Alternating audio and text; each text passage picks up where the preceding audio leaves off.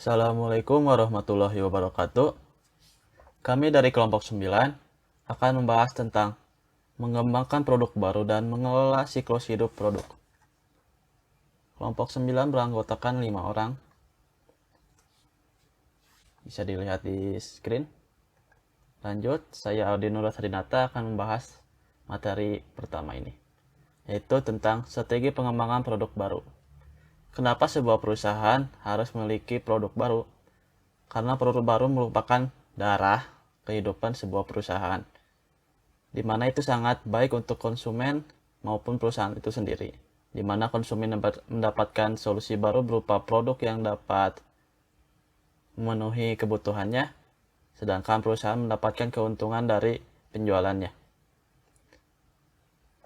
Lalu bagaimana sebuah perusahaan itu dapat mengembangkan produk baru? Ada dua cara, yaitu yang pertama, akuisisi, yaitu dengan membeli sebuah perusahaan ataupun membeli paten atau lisensi. Yang kedua adalah mengembangkan produk baru dari nol, yaitu produk original mereka sendiri. Inovasi sendiri tidaklah murah, maka perusahaan harus tetap memikirkan apa yang dibutuhkan oleh konsumen, pasar, maupun apa yang dilakukan oleh kompetitornya. Lanjut ke proses pengembangan produk baru. Ada 8 tahapan untuk mengembangkan produk baru ini. Yang pertama adalah idea generation, kedua idea screening, concept development and testing, marketing strategy development, business analysis, product development, test marketing, dan komersialisasi. Oke, saya akan bahas apa itu idea generation. Idea generation atau pemunculan gagasan ataupun ide merupakan tahap awal dalam pengembangan produk baru. Ide sendiri merupakan sumber utama dari pengembangan produk baru, hingga akhirnya perusahaan menciptakan produk dari ide tersebut. Lalu dari mana sumber ide itu muncul? Yang pertama dari pihak internal, yaitu divisi R&D, Research and Development, yang melakukan penelitian dan pengembangan, maupun pegawai-pegawainya. Yang kedua dari pihak eksternal, yaitu bisa dari distributor, kompetitor, maupun konsumen. Distributor yang cukup dekat dengan konsumen bisa saja mendengar dan melihat peluang-peluang tentang produk baru yang dibutuhkan pasar.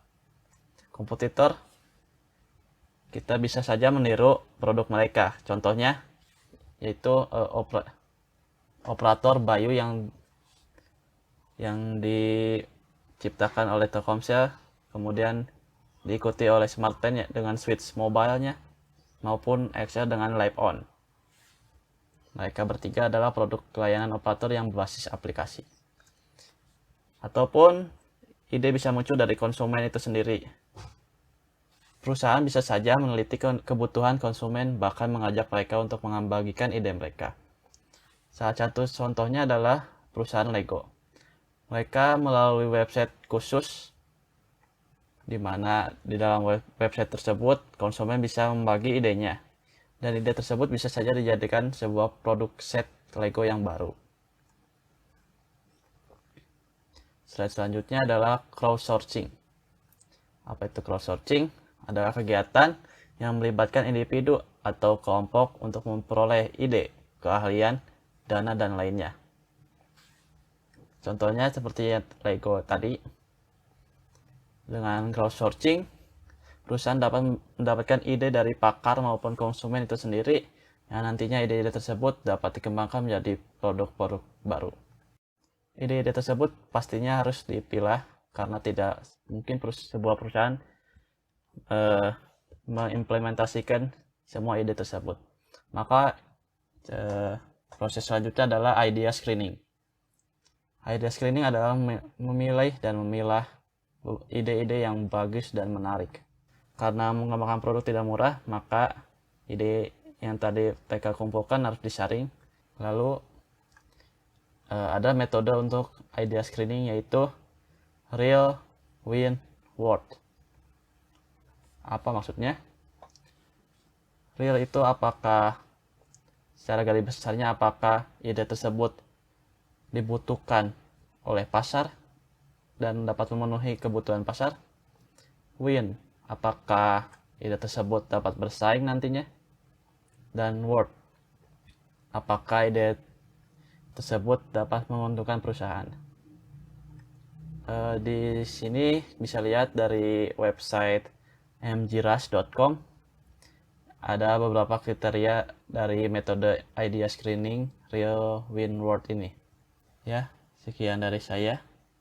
Materi selanjutnya akan dilanjutkan oleh rekan saya. Assalamualaikum warahmatullahi wabarakatuh. Bismillahirrahmanirrahim. Nama saya Muhammad Imam Dialani, NIM 1901378. Di sini saya akan menjelaskan tentang pengembangan dan pengujian konsep, pengembangan strategi pemasaran, analisis bisnis, dan pengembangan produk. Yang pertama, pengembangan dan pengujian konsep. Konsep pengujian merupakan proses atau usaha yang diprediksi dengan menggunakan metode kuantitatif dan kualitatif untuk menghitung respon pelanggan produk baru sebelum diperkenalkan di pasar. Pengujian konsep ini membantu kita untuk menguji keberhasilan produk dan suatu ide atau gagasan yang lolos penyaringan selanjutnya dikembangkan menjadi beberapa alternatif konsep produk. Dalam hal ini, konsep produk berbeda dengan gagasan produk dan citra produk. Suatu konsep produk merupakan versi terinci dari ide yang diungkapkan dalam istilah konsumen yang punya arti. Konsep pemasaran. Konsep pemasaran adalah sebuah falsafah bisnis yang menyatakan bahwa pemuas kebutuhan debitur merupakan syarat ekonomis dan sosial. Konsep ini menjadi salah satu dasar yang harus dilakukan agar kebutuhan pasar dan konsumen dapat dianalisis oleh perusahaan atau organisasi. Konsep pemasaran ini mengalami perkembangan, yaitu yang pertama konsep produksi, konsep produk, konsep penjualan, konsep pemasaran, dan konsep pasar. Konsep produksi merupakan anggapan pemasar yang berorientasi kepada proses produksi bahwa konsumen yang akan membeli produk-produk murah. Konsep produk adalah anggapan pemasaran bahwa konsumen lebih menginginkan produk-produk yang berkualitas dan berpenampilan baik. Konsep penjualan adalah anggapan pemasaran yang berorientasi kepada tingkat penjualan bahwa konsumen dipengaruhi agar penjualan dapat meningkat dan tercapai profit. Dan selanjutnya, konsep pemasaran.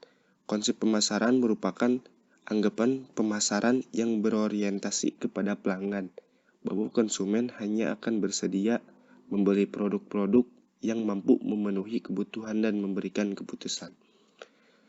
Dan yang terakhir, konsep pasar. Konsep pasar adalah anggapan pemasar yang berorientasi kepada pelanggan dan pesaing-pesaing perusahaan bahwa produsen perlu mempunyai keunggulan pasar. Dari pengembangan dan pengujian konsep ini, ide yang menarik harus dikembangkan menjadi konsep produk. Kenapa? Karena ini penting untuk membedakan antara ide produk, konsep produk, dan citra produk. Produk ide adalah ide untuk produk yang mungkin ditawarkan oleh perusahaan ke pasar. Dan poin terakhir, pengujian konsep. Pengujian konsep ini memerlukan pengujian konsep produk baru dengan kelompok konsumen sasaran. Konsep tersebut dapat disajikan kepada konsumen secara simbolis atau fisik. Pengujian ini dilakukan untuk mengetahui respon pelanggan terhadap konsep yang dimiliki untuk memutuskan apakah usaha pengembangan ini dapat dilanjutkan dan dapat memberikan keuntungan finansial pada perusahaan. Dan di sini ada pengembangan strategi pemasaran. Strategi pemasaran ialah rencana pemasaran untuk menentukan pasar dan konsep bauran pemasaran. Pernyataan strategi pemasaran terdiri dari 3 bagian untuk memperkenalkan produk pasar. Yang pertama, menjelaskan ukuran struktur dan tingkah laku pasar sasaran, penempatan produk yang telah direncanakan, penjualan, bagian pasaran, serta sasaran keuntungan yang hendak dicari pada beberapa tahun pertama. Bagian kedua dari pengembangan strategi pemasaran yaitu menguraikan harga produk yang direncanakan, strategi distribusi, dan biaya pemasaran selama tahun pertama. Bagian ketiga menjelaskan penjualan jangka panjang yang direncanakan serta sasaran keuntungan dan strategi bauran pemasaran selama ini. Setiap pasar terdiri atas beberapa segmen yang berbeda-beda, dan segmen ini terdapat pembeli-pembeli yang mempunyai yang pertama kebutuhan yang berbeda-beda, pola pembelian yang berbeda-beda, dan tanggapan yang berbeda-beda. Pengembangan strategi pemasaran ini harus penentuan posisi pasar, yang artinya harus memilih pola konsentrasi pasar khusus yang dapat memberikan kesempatan maksimum untuk mencapai tujuan sebagai pelopor dan mencapai posisi yang kuat perusahaan dapat memasuki segmen pasar yang menghasilkan penjualan serta tingkat laba paling benar. Poin selanjutnya strategi memasuki pasar. Ada beberapa cara untuk memasuki segmen pasar, yaitu yang pertama, strategi pemasukan pasar akan berkembang dengan sendirinya dan mengadakan kerjasama dengan perusahaan lain. Berkembang sendiri artinya strategi pemasaran ini akan berkembang dengan sendirinya jika berjalan dengan lancar dan memperoleh hak paten dan juga memberikan saluran distribusi. Kerjasama dengan perusahaan lain. Tentu saja perusahaan dapat saling melengkapi atau menutupi kekurangan-kekurangan yang ada karena mereka memiliki keahlian dan sumber sendiri-sendiri. Dan di sini ada analisis bisnis. Analisis bisnis merupakan proses evaluasi prospek ekonomi dan risiko perusahaan. Analisis ini melibatkan peninjauan proyeksi penjualan, biaya, dan keuntungan untuk produk baru. Bila manajemen telah menentukan konsep produk dan strategi pemasaran, perusahaan bisa mengevaluasi daya tarik usaha itu, dan manajemen harus menilai penjualan, biaya, dan perkiraan laba untuk menentukan apakah mereka telah memenuhi tujuan perusahaan. Jika telah memenuhi, produk bisa bergerak maju ke langkah pengembangan produk. Dalam analisis ini, ada beberapa poin penting yang akan disoroti, termasuk yang pertama strategi bisnis, lingkungan perusahaan, keuangan, dan sumber daya sampai cara kerjanya. Analisis bisnis ini berfokus pada pengembangan wawasan baru dan pemahaman tentang kinerja bisnis. Jenis-jenis analisis, yang pertama analisis kredit dan analisis ekuitas. Analisis kredit ini berfungsi untuk memberikan penilaian apakah perusahaan layak mendapatkan kredit atau tidak. Dan analisis kredit lebih menitik beratkan pada evaluasi risiko bukan dari segi profitnya. Dan jenis yang kedua yaitu analisis ekuitas. Analisis ini berupa penyediaan dana untuk perusahaan sebagai imbalan kepemilikan yang bersifat simetri, di mana harus menilai dua risiko dan potensinya. Analisis bisnis ini bertujuan untuk mengetahui kelemahan yang dimiliki oleh perusahaan. Pengembangan produk. Pengembangan produk adalah upaya perusahaan untuk menciptakan produk-produk baru. Bila konsep produk lolos dari uji analisis usaha, konsep itu lalu menuju riset dan pengembangan atau rekayasa untuk dikembangkan menjadi produk fisik. Bagian riset dan pengembangan pembuat atau beberapa versi bentuk fisik dari konsep produk agar bisa menemukan sebuah prototip yang memenuhi konsep produk dan dapat diproduksi dengan biaya produksi yang telah dianggarkan. Ada 8 tahap proses pengembangan. Yang pertama, gagasan produk, penyaringan, pengujian konsep, pengembangan strategi pemasaran, analisis bisnis, pengembangan prototip, pengujian produk, dan uji pemasaran, dan yang terakhir, komersialisasi. Pengembangan produk ini memiliki strategi, yaitu menurut Hotler dan Keller, Yang pertama, memperbaiki yang sudah ada. Dalam hal ini, perusahaan menggunakan teknologi dan fasilitas yang ada untuk membuat variasi dan memperbaiki produk yang ada. Dalam menggunakan cara ini, perusahaan tidak memiliki resiko besar, karena hanya akan melakukan perubahan yang menyeluruh. Strategi selanjutnya yaitu memperluas lini produk. Jenis pengembangan produk dilakukan perusahaan dengan cara menambah item pada lini produk yang sudah ada, atau menambah lini produk baru, dan menambah produk yang ada. Maksudnya, perusahaan dalam hal ini menambah atau memberikan variasi pada produk yang telah ada, dan juga memperluas segmen pasar dengan melayani berbagai macam konsumen atau pembeli yang memiliki selera yang berbeda-beda. Strategi yang keempat, meniru strategi pesaing. Pada cara ini, perusahaan meniru kebijakan pesaing yang dianggap menguntungkan, seperti halnya penetapan harga. Dan strategi yang terakhir ialah menambah lini produk.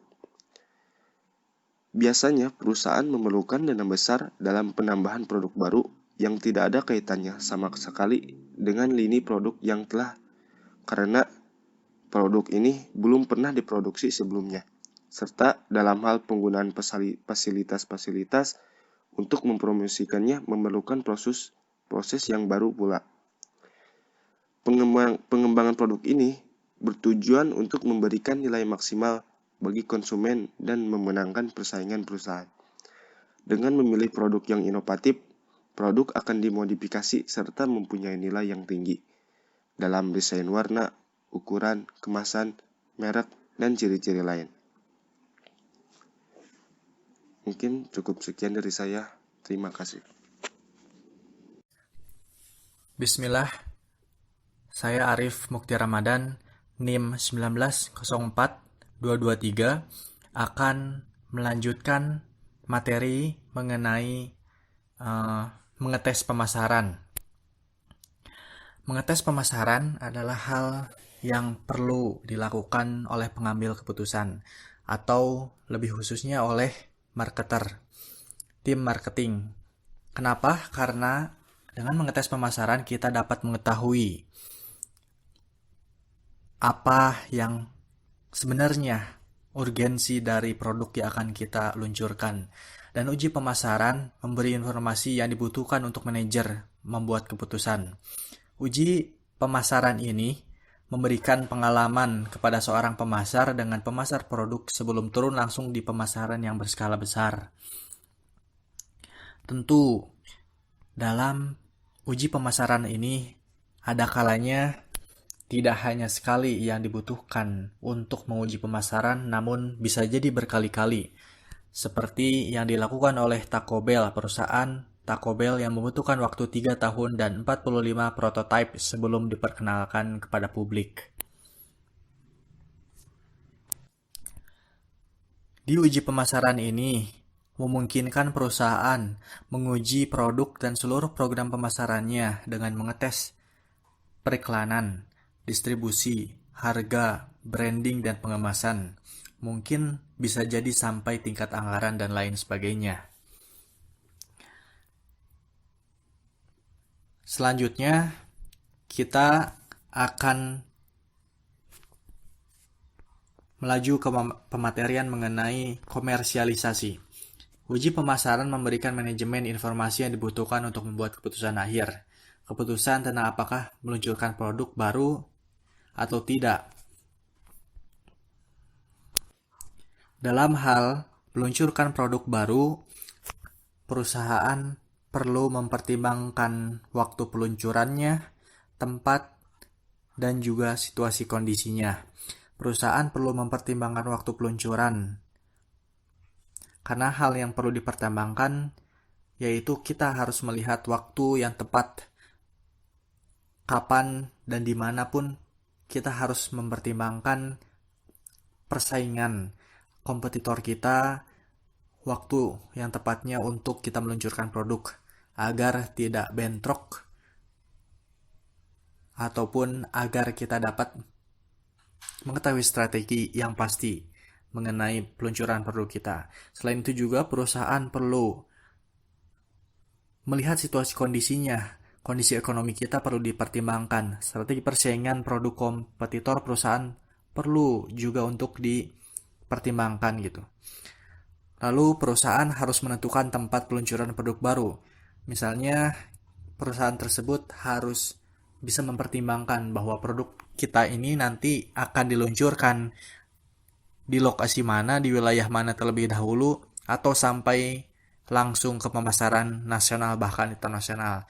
Tentu perihal komersialisasi perlu dipertimbangkan dengan matang oleh perusahaan. Materi selanjutnya yaitu pelanggan menjadi sumber perkembangan produk. Kita mengetahui bahwa pelanggan menjadi target utama kita untuk menjual produk. Pelanggan, ada istilah pelanggan adalah raja. Kita perlu membuka diri dan juga menampung aspirasi banyak pelanggan untuk bisa memberi inovasi dan juga kebermanfaatan bagi produk kita. Jika kita mau mendengar aspirasi, saran, dan juga kritik pelanggan, maka insya Allah produk kita akan terus berkembang dan juga maju gitu. Tidak usang oleh waktu dan juga akan terus berinovasi mengikuti perkembangan zaman. Selanjutnya itu materi mengenai mengembangkan produk baru berbasis tim. Hal yang penting juga dipertimbangkan untuk meluncurkan produk baru yaitu mengenai kolaborasi tim. Kita perlu berkolaborasi antara satu fungsi manajemen dengan fungsi lainnya dalam perusahaan agar memiliki dukungan kuat untuk bisa meluncurkan produk dengan sukses.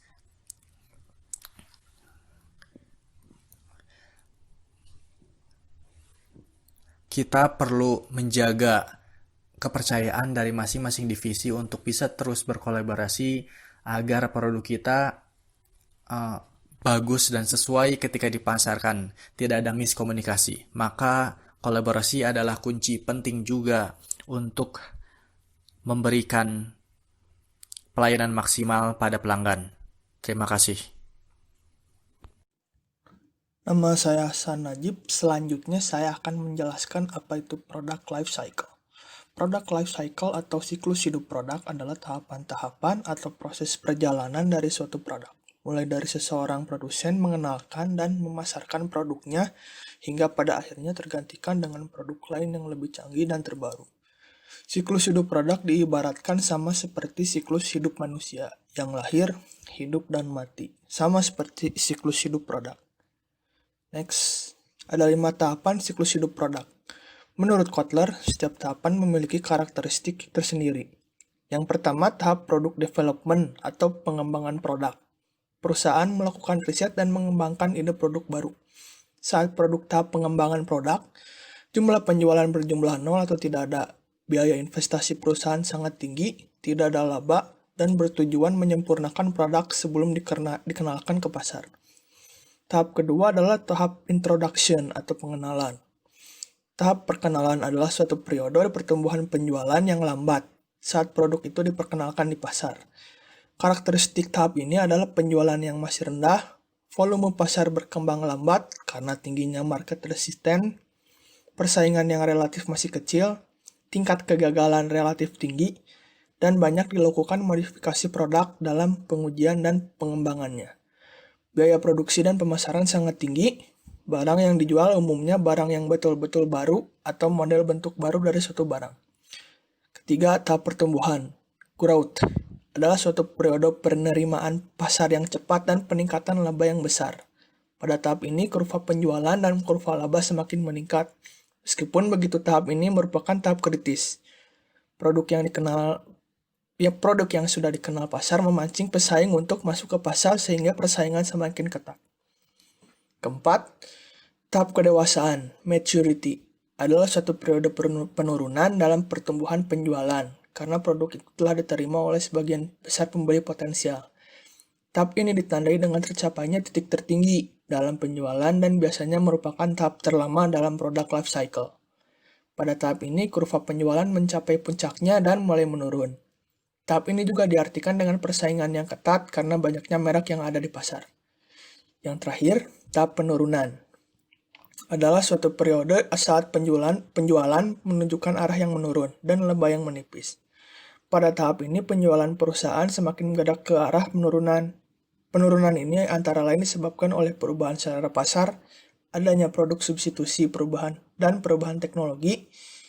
Keadaan ini membuat terjadinya persaingan harga, kelebihan kapasitas, dan laba perusahaan menghilang. Next, konsep PLC juga dapat diterapkan pada apa yang dikenal sebagai style, fashion, dan mode, atau bisa disebut kategori khusus dalam siklus hidup produk. Style atau gaya adalah mode dasar dan khas dari ekspresi yang muncul dalam bidang usaha manusia. Style atau gaya dapat bertahan selama beberapa generasi dan masuk dan keluar dari mode. Yang kedua, fashion adalah style atau gaya yang diterima saat ini atau populer dalam lingkungannya. Fashion melewati 4 tahap: kekhasan, emulasi, secara massal, dan penurunan.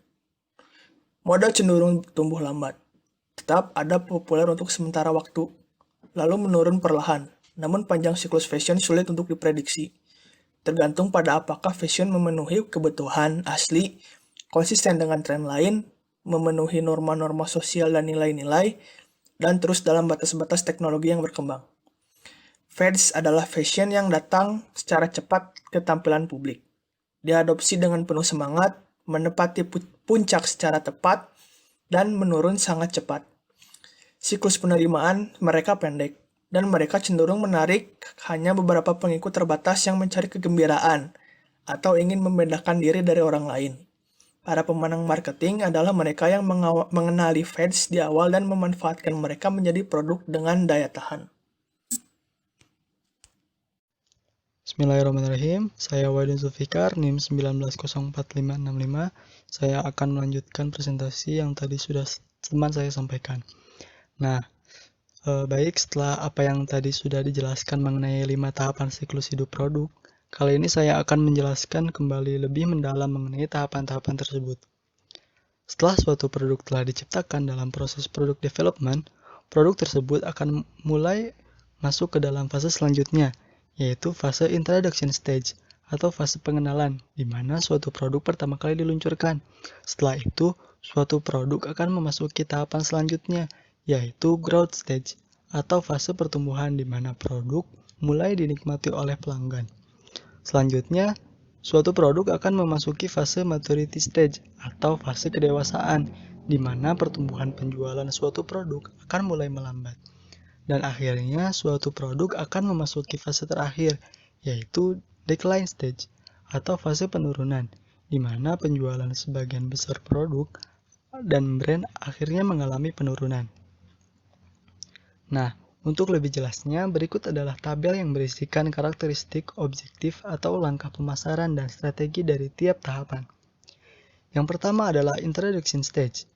Introduction stage ini merupakan masa di mana suatu produk pertama kali diluncurkan. Tahapan ini merupakan tahapan yang memakan waktu cukup lama. Dalam tahapan ini, tingkat penjualan produk sangatlah rendah karena produk masih belum dikenali oleh pasar. Oleh karena itu, profit juga akan rendah bahkan negatif karena biaya distribusi dan promosi yang tinggi. Tujuan pemasaran pada tahap ini adalah untuk membuat engagement dan trial produk. Strategi yang bisa digunakan adalah dengan menawarkan produk dasar, menggunakan cost plus pricing dalam penetapan harga, membangun distribusi selektif, membangun produk awareness dengan para pelanggan pertama, dan melakukan promosi secara besar disertai trial menarik. Contoh dari produk dalam fase ini adalah produk yang dijual oleh suatu usaha tertentu yang baru dimulai, misalnya produk dari UMKM yang baru dibentuk. Selanjutnya ada growth stage. Dalam fase ini, suatu produk mulai diterima dan dinikmati oleh pasar. Penjualan suatu produk mulai meningkat dengan cepat. Para pelanggan pertama mulai melakukan pembelian produk tersebut kembali yang diikuti oleh para pelanggan baru. Pada tahapan ini, mulai muncul pesaing-pesaing baru dalam pasar. Mereka akan membuat pasar semakin berkembang. Dikarenakan munculnya pesaing ini, tingkat distribusi dari produk pun semakin ditingkatkan. Strategi yang dapat dilakukan oleh perusahaan adalah dengan memberikan pengembangan produk, layanan, dan garansi kepada para konsumen, memberikan harga yang menarik di waktu yang tepat untuk menekan pasar, membangun distribusi yang intensif, membangun keterikatan dan ketertarikan pada pasar, mengurangi pengembalian keuntungan yang terlalu besar dari setiap konsumen. Setelah itu, suatu produk akan masuk ke dalam tahap maturity stage. Tahapan ini bisa dibilang merupakan tahapan yang paling lama dari tahapan-tahapan sebelumnya. Pada titik tertentu, penjualan dari produk akan mencapai tingkat yang mulai melambat dan cenderung tetap. Perlambatan pertumbuhan akan mengakibatkan banyak produsen dengan banyak produk untuk dijual. Pada tahap ini, mulai muncul pesaing yang mulai melakukan peningkatan promosi dan pengembangan terhadap produk mereka, sehingga laba perusahaan akan sedikit berkurang. Dan kemudian, para pesaing lain yang lemah akan mulai meninggalkan pasar. Oleh karena itu, penting untuk menjaga kemapanan suatu perusahaan atau produk untuk tetap bertahan. Produk dan perusahaan harus terus berjalan mengikuti kebutuhan konsumen. Perusahaan harus mulai bisa memaksimalkan profit dan mempertahankan pasar yang telah ada. Strategi yang dapat dilakukan adalah dengan membuat variasi merek atau model produk, menentukan harga yang sama atau harga yang dapat mengalahkan pesaing, melakukan distribusi lebih intensif lagi, memberikan ciri khas dan benefit tersendiri pada brand, dan meningkatkan promosi penjualan. Salah satu contoh dari perusahaan atau produk yang berhasil bertahan lama dalam fase maturity stage ini adalah produk Quaker Oats yang kini diproduksi oleh perusahaan Pepsi Corporation yang telah berumur lebih dari 137 tahun. Dan tahapan yang terakhir adalah decline stage. Pada tahapan ini, penjualan sebagian besar bentuk dan merek produk akhirnya menurun. Penurunan ini dapat terjadi secara lambat ataupun cepat. Contoh penurunan yang lambat adalah pada produk oatmeal yang saya sebutkan tadi. Dan contoh produk yang mengalami penurunan yang cepat adalah produk kaset VHS yang tergeser seiring pesatnya perkembangan teknologi. Pada tahapan ini, penjualan mungkin turun bahkan hingga nol atau pada suatu tingkat tertentu yang terjadi secara bertahun-tahun. Hal ini dapat diakibatkan oleh banyak hal seperti perkembangan teknologi, selera masyarakat yang berubah, dan persaingan yang meningkat. Pada fase ini, keuntungan yang didapatkan akan menurun. Suatu perusahaan dapat langsung menarik diri dari pasar, atau mereka yang tersisa dapat membuat segmen pasar yang lebih kecil, mengurangi harga, memotong biaya promosi, menghapuskan produk yang lemah, mengurangi iklan ke tingkat yang diperlukan, dan melakukan promosi penjualan ke tingkat yang minimal. Bismillahirrahmanirrahim.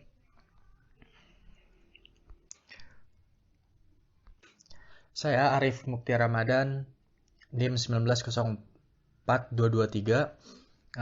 akan menjelaskan implementasi perusahaan yang bisa kita refleksikan gitu dalam pematerian kelompok kita. Contoh perusahaan yang bisa kita implementasikan atau sebuah gambaran yaitu perusahaan startup Gojek. Gojek berdiri sejak tahun 2010 dengan basis call center, di mana pelanggan menelpon pihak Gojek untuk memesan sebuah ojek. Hingga tahun 2015, Gojek merilis sebuah aplikasi untuk Android dan iOS yang memiliki 3 fitur utama, yaitu GoRide, GoSend, dan GoMart. Dengan perkembangan Uber yang meroket, Gojek pun terkena imbasnya. Kucuran dana investasi yang masuk ke Gojek dimanfaatkan untuk mengembangkan aplikasi Gojek ini. Jadi banyak investasi dan kucuran donatur ataupun ya investor untuk mengembangkan perusahaan Gojek ini. Lalu bagaimana? Pertanyaannya, lalu bagaimana Gojek mengembangkan banyak produk atau fitur barunya dalam waktu di bawah 5 tahun? Salah satu terobosannya yaitu dengan mengakuisisi. Dalam pengembangan produk baru, sebuah perusahaan dapat mengembangkan dari nol ataupun akuisisi, yaitu membeli perusahaan, paten, atau lisensi. Gojek telah mengakuisisi perusahaan mulai dari dalam negeri sampai luar negeri. Contohnya adalah C42 Engineering dan Cognition yang berbasis di New Delhi, India, dengan tujuan untuk mengupgrade sistem IT mereka yang mengatasi jumlah pengguna aplikasi Gojek yang kian meningkat. Lalu perusahaan PonselPay yang merupakan perusahaan fintech yang akhirnya menjadi fitur baru di Gojek yaitu GoPay. Selain itu, Mitrans, Kartuku, dan Mapan untuk membantu pengembangan GoPay, Loket untuk pemesanan tiket secara daring, dan Promogo untuk ekspansi ke negara tetangga kita yaitu Vietnam. Untuk menjaga eksistensi dan persaingan sesama layanan transportasi, Gojek harus terus mengembangkan produk mereka dan terus berinovasi mengikuti perkembangan zaman, dan selain itu dengan terus menawarkan fitur yang dibutuhkan di masyarakat serta menjaga kualitas pelayanan. Demikian contoh perusahaan implementasi. Terima kasih.